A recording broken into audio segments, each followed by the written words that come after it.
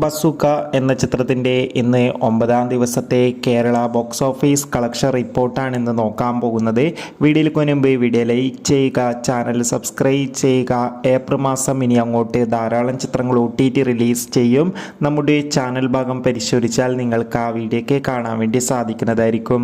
മമ്മൂട്ടി നായകനെത്തിയ ചിത്രമായിരുന്നു ബസൂക്ക. ഷൈൻ ടോം ചാക്കോ, ദിവ്യ പിള്ളെ എന്നൊക്കെ പ്രധാന കഥാപാത്രങ്ങളായി എത്തിയിട്ടുണ്ടായിരുന്നു. അത്യാവശ്യം ഒരു അഭിപ്രായം തന്നെയാണ് ചിത്രത്തിന് ഇപ്പോൾ പുറത്തുവന്നുകൊണ്ടിരിക്കുന്നത്.